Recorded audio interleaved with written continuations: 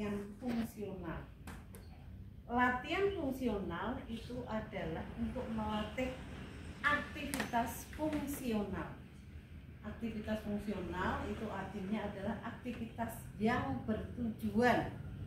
Semua manusia hidup itu selalu melakukan aktivitas fungsional, baik aktivitas fungsional untuk bekerja, aktivitas fungsional untuk merawat diri, aktivitas fungsional untuk rekreasi, semuanya merupakan aktivitas fungsional karena mempunyai tujuan. Kalau aktivitas fungsional bekerja, tujuannya adalah untuk mencari nafkah, ya. Kalau aktivitas fungsional perawatan diri, yaitu untuk membersihkan, ya, merawat diri, termasuk di situ adalah aktivitas makan, aktivitas minum, aktivitas mandi, aktivitas keramas, aktivitas berhias, aktivitas memakai baju, ya, semuanya adalah untuk perawatan diri. Semua orang mesti melakukan, ya. Cuman bedanya mungkin yang ini lebih teliti, tapi yang satu semaunya sendiri. Tapi semuanya adalah aktivitas. Aktivitas fungsional selalu melibatkan sendi-sendi anggota gerak. Ya, kamu mau makan pasti akan melibatkan sendi-sendi anggota gerak. Ya, untuk bisa makan, mendekatkan sendok ke mulut itu mesti harus sendi sikunya mesti berfungsi. Kalau sendi sikunya kaku nggak bisa. Sendi shouldernya juga mesti bisa fleksi. Ya, kalau sendi shoulder bermasalah, maka tidak akan lancar. Dari mana? Terus sendi-sendi di ekstremitas itu selalu menopang aktivitas fungsional.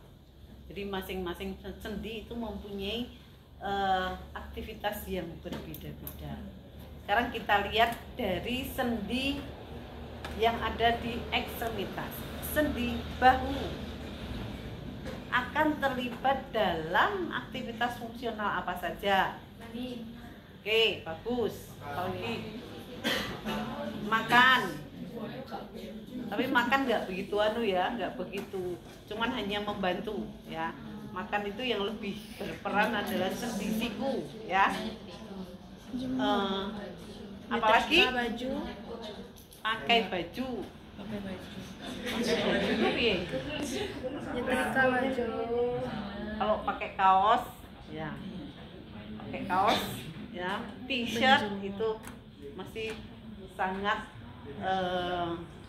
membutuhkan kemampuan sendi shoulder untuk bergerak. Apalagi Menjemur baju. menjemur pakaian, bagus. Ya, menjemur pakaian itu harus melibatkan sendi shoulder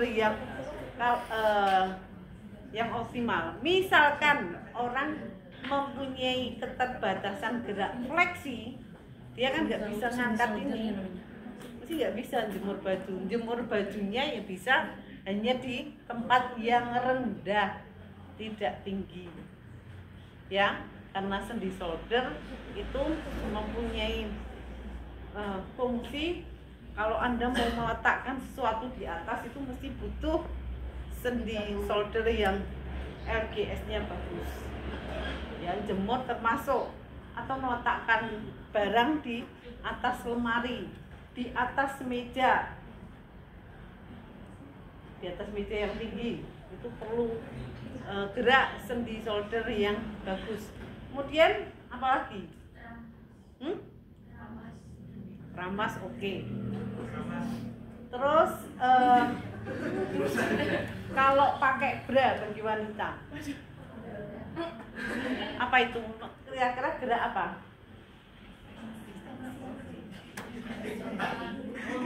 Retraksi. Sendi shoulder. Apa? Endorotasi. Kamu kalau nggak bisa endo kan yo, nggak bisa. Ya, menutup resleting baju. Misalnya kita punya rok pakai resleting di belakang, itu kalau sendi shouldernya tidak bisa endorotasi, sih masalah ya. Terus bagi laki-laki mengambil dompet di saku belakang, ya itu kan harus gerak endorotasi shouldernya harus bagus. Kalau nggak bagus nggak bisa ya. Kita kan nggak pernah, mungkin tidak menyadari sampai sekarang ya. Tapi kalau nanti Anda terkena, ya mudah-mudahan sih jangan terkena keterbatasan gerak sendi shoulder, itu ternyata banyak aktivitas yang kemudian susah kita lakukan ya. Jadi latihan fungsional itu melatih kembali ya sendi shoulder yang mengalami keterbatasan gerak tadi, ya mestinya sudah diupayakan untuk menyembuhkan keterbatasan gerak yang ada. Tapi untuk bisa aktivitas fungsional kan mesti dilatih. Sebentar, kamu pernah melihat pasien dengan keterbatasan gerak sendi shoulder? Ya misalnya contohnya pasien frozen shoulder. Mungkin kamu belum kenal ya Pak. Itu adalah bahu beku. Pada orang yang pasien yang mengalami bahu beku atau frozen shoulder itu menggerakkan shouldernya itu hanya terbatas sekali. Misalnya fleksinya hanya sampai 45 derajat, kemudian ABD-nya sampai 30 derajat. Exo juga nggak bisa, endo juga nggak bisa. Jadi terbatas ke semua arah. Nah ini otomatis nggak bisa aktivitas fungsional seperti tadi menjemur pakaian lah, mandi lah. Untungnya kita punya lengan yang lain ya. Mungkin kalau yang satu kaku akan menggunakan sisi kirinya ya. Tapi kalau dua-duanya bermasalah nggak bisa apa-apa, mesti harus minta bantuan orang lain. Setelah datang ke fisioterapi biasanya akan dilakukan teknik pengobatan dengan membebaskan keterbatasan gerak ya. Setelah keterbatasan geraknya mulai tambah LGS-nya, jadinya tadinya terbatas hanya 45, setelah latihan di fisioterapi kan bisa tambah ya. Pada saat misalnya sudah 100 derajat, fisioterapis mesti melakukan latihan fungsional ya. Sejak dia sudah mulai bertambah LGS-nya ya dilatih lagi sesuai fungsi sendi yang bermasalah tadi atau sendi bahunya.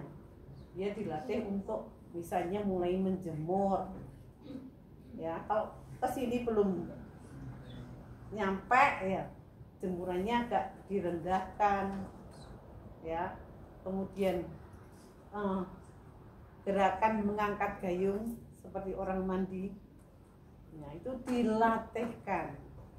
Dengan latihan fungsional harapannya akan semakin menambah lingkup gerak sendi bahu, sehingga nanti kemudian fungsionalnya bisa kembali normal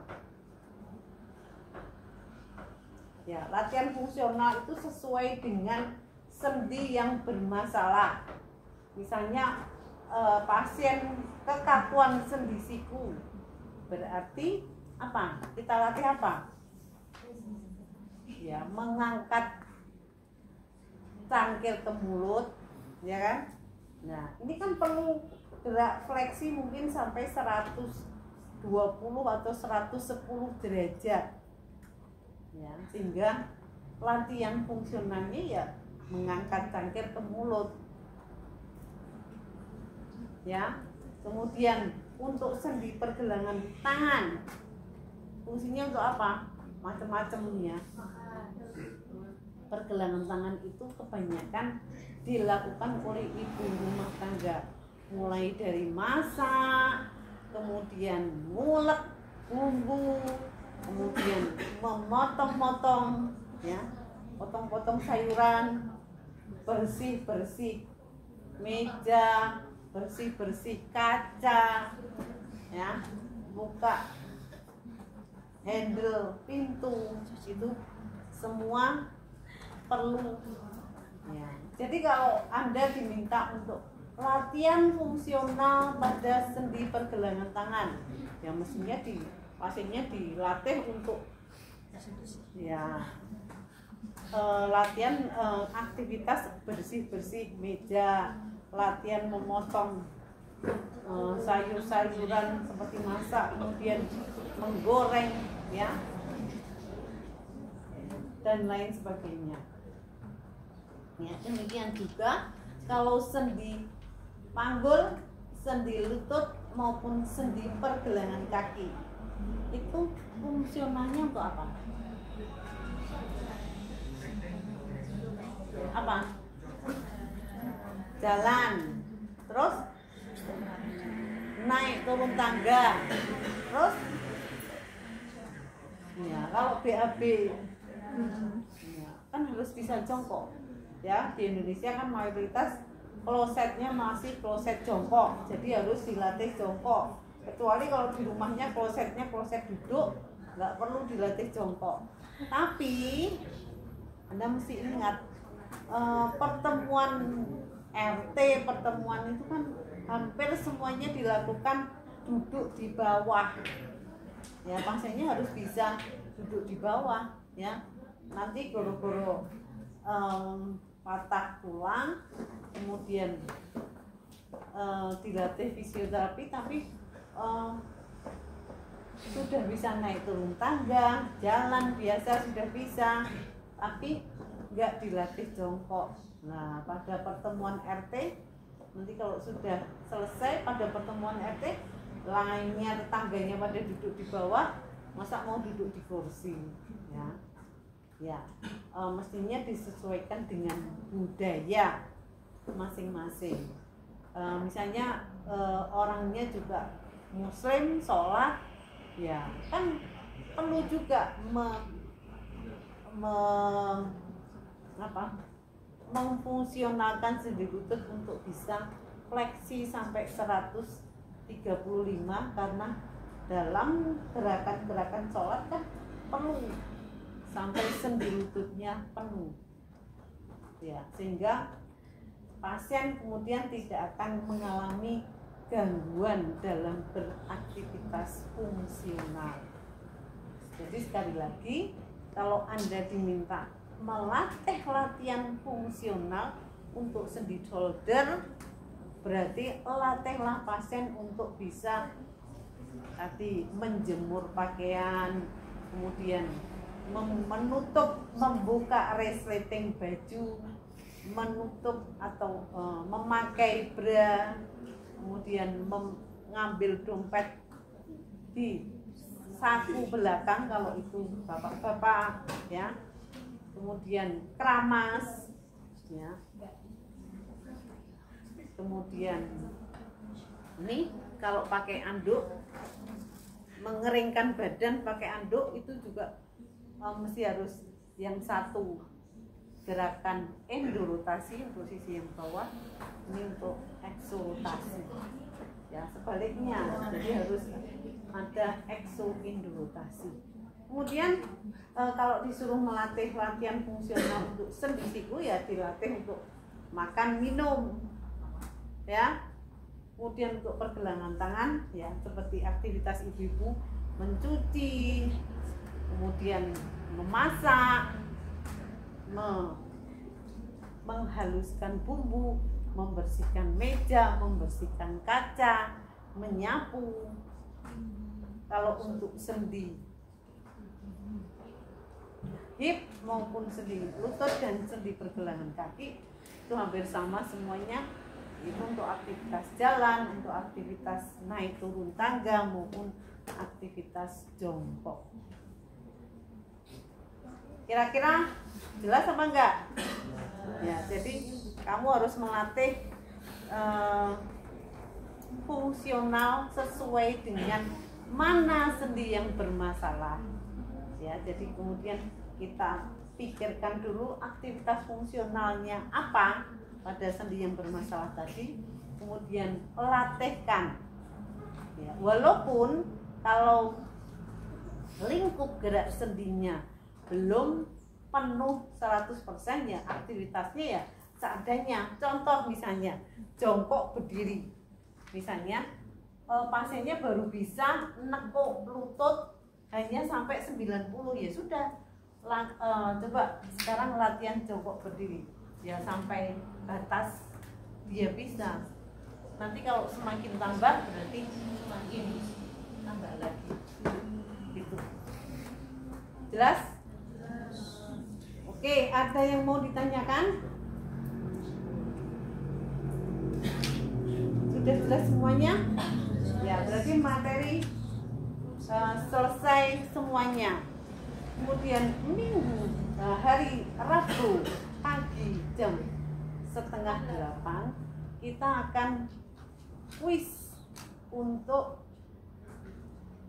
konsep-konsep teori ya, mulai dari awal, jadi latihan gerak pasif, kemudian seterusnya latihan gerak assisted aktif, assisted resisted exercise, reaktif, kemudian latihan penguluran, latihan semuanya yang konsep, bukan praktek ya, sampai terakhir tadi latihan fungsional ya. Nanti kuisnya itu hanya menjawab pertanyaan, jawabannya singkat. Nanti kira-kira saya akan bagi misalnya separuh dulu di dalam, separuh di luar ya. Kemudian kira-kira 30 menit ya. Kemudian nanti Anda hanya menyediakan kertas kosong 1 lembar ya. Kemudian jangan lupa tulis identitas. Nanti hanya tulis jawabannya saja ya. Jadi mesti konsentrasi mendengarkan soalnya, kemudian pahami, kalau sudah dijawab ya. Begitu selesai nanti kelompok berikutnya ya. Jadi materinya adalah semua materi yang misalnya ini relax passive movement ditujukan pada otot nilai berapa? Masih ingat nggak? Relax passive movement. Hah? 0 sampai dengan 1 ya. Terus free active movement ditujukan pada otot nilai berapa? Ya, baru kemarin, belum ada 6 bulan ya kan, paling 3 bulan yang lalu atau 4 bulan yang lalu ya. Jadi Anda harus belajar semuanya ya, sehingga nanti bisa menjawab kuis dengan baik. Ada pertanyaan? Nanti mungkin paling banyak 30 soal. Bukan semuanya. Oh, semuanya enggak? Hah? Gimana? 30 soal untuk satu mahasiswa 30. Iya. Kan nanti kan misalnya 1 sampai 15 orang masuk di dalam, terus langsung saya pakai piksan ya. Misalnya latihan gerak pasif ditujukan pada otot nilai berapa, kamu kan tinggal jawab 0 sampai 1. Nomor 2 Oh iya. itu Sama. ya, sehingga cuman butuh waktu sekitar 30 menitan. 15 orang. Kemudian setelah selesai ganti kelompok berikutnya ya. Ada yang mau ditanyakan atau ada yang tidak jelas? Semuanya kan sudah saya sampaikan, baik itu teknik relaksasi momen yang saya tanyakan bukan bagaimana kamu latihan menggerakkan dah, itu kan praktek ya. Ini hanya konsep teorinya. Tujuan untuk melakukan latihan ini untuk apa? Hanya dijawab ya. Oke. Jelas? Jelas. Kalau sudah, Anda mau mengulang lagi